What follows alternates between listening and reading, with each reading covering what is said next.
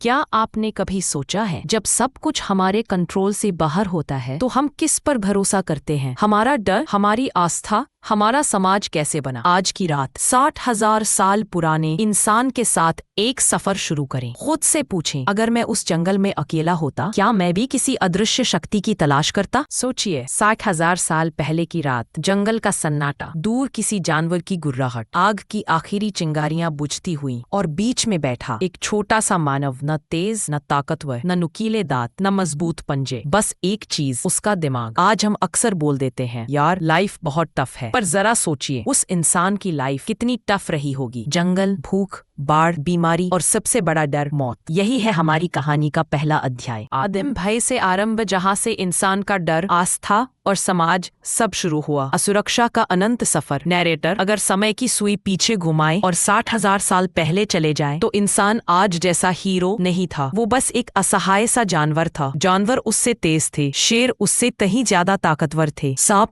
जहरीले थे, इंसान कमजोर था, नाखून छोटे, दांत साधारण, शरीर नाजुक। लेकिन उसके पास एक चीज थी, बुद्धि। रात होती थी तो अंधेरा उसे निगलने जैसा लगता था। हर सरसराहट में उसे शिकारी का शक होता, कहीं कोई जानवर हमला न कर दे, कहीं किसी के दांत मेरी गर्दन न नोच ले। दिन चढ़ता तो सूरज की तपती धूप, पानी नहीं, छाँव नहीं, प्यास से गला सूख जाता, शरीर टूटने लगता। बरसात आती तो राहत के साथ एक नया संकट भी आता। तेज बारिश, बाढ़, कीचड़, सब कुछ बह जाता। झोपड़ी, अनाज, लकड़ी सब पानी के साथ बहकर कहीं दूर खो जाता। लेकिन इन सब से भी बड़ा डर था, मौत का डर। एक आदमी सुबह तक हंस रहा होता, चल रहा होता, शाम तक वो जमीन पर पड़ा होता, ठंडा, चुप, बिल्कुल शांत। बाकी लोग उसे घूरते और सोचते, ये कहाँ चला गया? क्या ये वापस आएगा? क्या एक दिन हमारे साथ भी यही होगा? ये सवाल इंसान के दिल को अंदर तक चीर देते थे। समय बीता, इंसान ने गुफाओं की दीवारों पर चित्र बनाए, अपनों को दफनाते समय उनके साथ फूल, हथियार और सजावट रखी, जैसे वो कह रहे हों, शायद आगे भी कोई सफर है, शायद मौत अंत नहीं है। यही से एक सोच जन्म लेती है, मौत के बाद भी कुछ है। डर से आस्था तक। नैरेटर, इतने डर, इतनी असुरक्षा के बीच इंसान के पास 3 रास्ते थे। रास्ता नंबर 1, सब छोड़ देना। जीवन बहुत कठोर है, बस खत्म कर दो। पर इंसान के अंदर की उसकी इंस्टिंक्ट इसे कभी पूरी तरह मान नहीं पाती। इंसान जीना चाहता है, आखिरी सांस तक। रास्ता नंबर 2, सब इग्नोर कर दो, मौत के बारे में सोचना ही नहीं। पर कैसे न सोचे, जब रोज कोई न कोई मर रहा हो, जब हर चीख, हर लाश, हर दफन उसे याद दिला रहा हो कि एक दिन तेरी भी बारी है। और फिर आता है तीसरा रास्ता। रास्ता नंबर 3, अर्थ खोजना। ये सब क्यों हो रहा है? क्या कोई उद्देश्य है? क्या कोई अदृश्य शक्ति है जो सब संभाल रही है? अगर हाँ, तो क्या मैं उससे बात कर सकता हूँ? क्या मैं उससे मदद मांग सकता हूँ? इंसान ने तीसरा रास्ता चुना। यही से आस्था पैदा हुई। आस्था यानी किसी अदृश्य शक्ति पर विश्वास। एक ऐसी शक्ति जो दिखती नहीं पर महसूस होती है। नियंत्रण का मीठा भ्रम। नैरेटर, आदिम इंसान बिजली गिरते देखता तो सोचता, ये कोई शक्ति है, शायद कोई देवता हमसे नाराज है। उसके दिमाग में एक तस्वीर बनने लगती, अगर ये देवता नाराज हो सकता है तो शायद खुश भी हो सकता है। और वहीं से जन्म लेता है नियंत्रण का भ्रम। मैं यज्ञ करूंगा तो बारिश होगी, मैं प्रार्थना करूंगा तो शिकार मिलेगा, मैं नियम मानूंगा तो मेरा परिवार सुरक्षित रहेगा। ये तर्क से सही नहीं था, पर मनोविज्ञान से बेहद ताकतवर था। जैसे आज भी एक गंभीर मरीज ये सोचता है, मैं डाइट ठीक रखूंगा, एक्सरसाइज करूंगा, पॉजिटिव रहूंगा, शायद मैं ठीक हो जाऊं। उसके अंदर एक छोटी सी आवाज कहती है, मैं कुछ तो कर सकता हूँ। यही एहसास उसे टूटने से बचाता है। इसे ही कहते हैं इल्यूजन ऑफ कंट्रोल, नियंत्रण का भ्रम। आदिम धर्म, अनुष्ठान, देवता, प्रार्थना, ये सिर्फ श्रद्धा का मामला नहीं था, ये इंसान की मानसिक जरूरत